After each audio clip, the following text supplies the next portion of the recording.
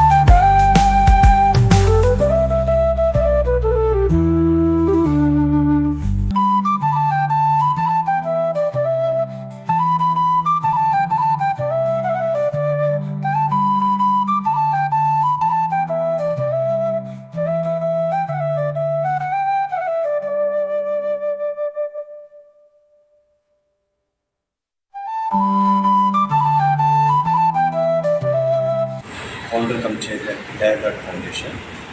ఈనాటి మా ఈ డయాడాట్ ఫౌండేషన్ యొక్క ప్రథమ వార్షికోత్సవం సందర్భంగా జాతీయ స్థాయి నృత్య పోటీలు మరియు ప్రముఖ సేవా అవార్డ్స్ యొక్క క్యాటలాగ్ ఆవిష్కరణకు ఇచ్చేసిన ప్రముఖులు, మా శ్రేయోభిలాషులు, గౌరవనీయులు శ్రీ వాకాటి విజయకుమార్ రెడ్డి గారు, రెడ్ క్రాస్ చైర్మన్ నెల్లూరు, మరియు మా శ్రేయోభిలాషులు శ్రీ గౌరవనీయులు ఈగ భాస్కర్ రెడ్డి గారికి మా ప్రత్యేక ధన్యవాదాలు మా టీం తరఫున తెలియజేసుకుంటున్నాం.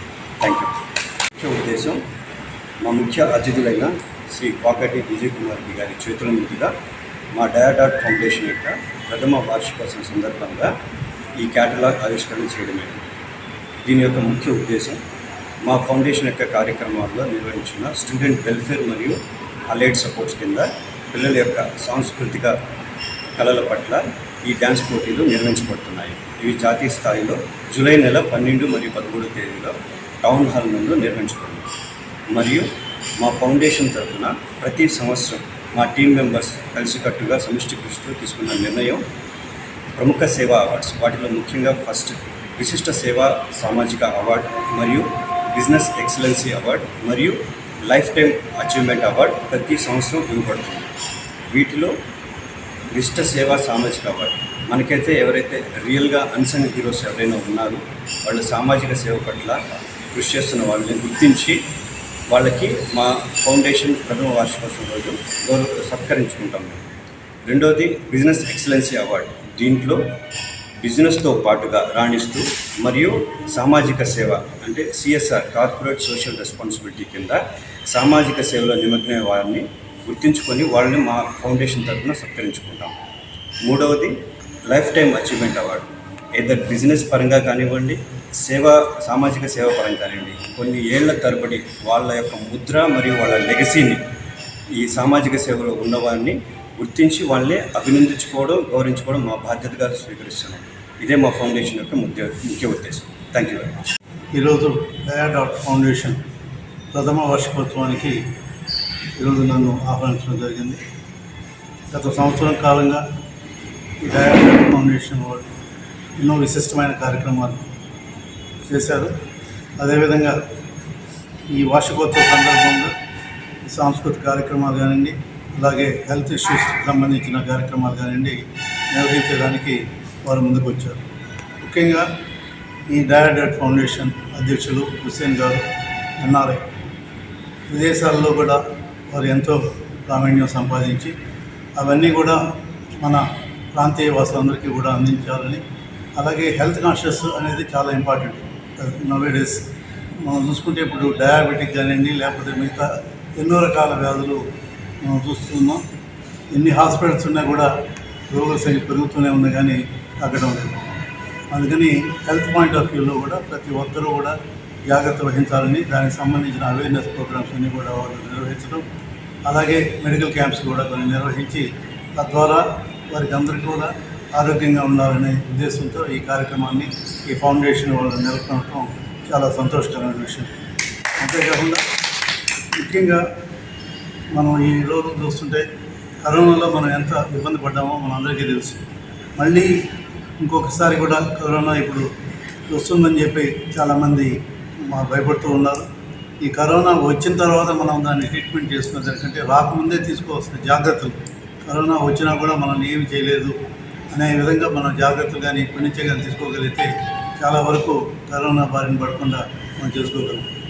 ఎప్పుడైతే ఇలాంటి వ్యాధులు ప్రజలున్నప్పుడు తగిన జాగ్రత్తలు ప్రభుత్వం నుంచి వచ్చే సందేశాలు కానివ్వండి, అలాగే ఇలాంటి ఫౌండేషన్ వాళ్ళు ఇచ్చే ఇన్ఫర్మేషన్స్ కానివ్వండి, దాన్ని బేస్ చేసుకొని ప్రతి ఒక్కరూ జాగ్రత్త వహించాలని, అలాగే ఆరోగ్యం పట్ల ఎక్కువగా శ్రద్ధ వహించాలని చెప్పి అందులో భాగంగా ఈ సాంస్కృతిక కార్యక్రమాలు కూడా హెల్త్ పాయింట్ ఆఫ్ వ్యూలో కూడా ఉపయోగపడేవి. ఒక డ్యాన్స్ కళాకారులు వాళ్ళందరికీ కూడా అది ఒక ఎక్సర్సైజ్ లాంటిది. అందుకని తప్పకుండా అలాంటి కార్యక్రమాలు కూడా వీటికి దోహదపడతాయి. కాబట్టి అన్ని రంగాల్లో వీళ్ళు చేస్తున్న కృషికి మనం తప్పకుండా హర్షించాలి. అలాగే వాళ్ళు చేస్తున్న కార్యక్రమాలకి మనం అందరం కూడా వారికి ప్రోత్సహించాలి. అలాగే వాళ్ళ మెంబర్స్ అందరూ కూడా ఈ ఒక టీమ్గా ఏర్పడి ఈ కార్యక్రమాలను నిర్వహిస్తున్నారు.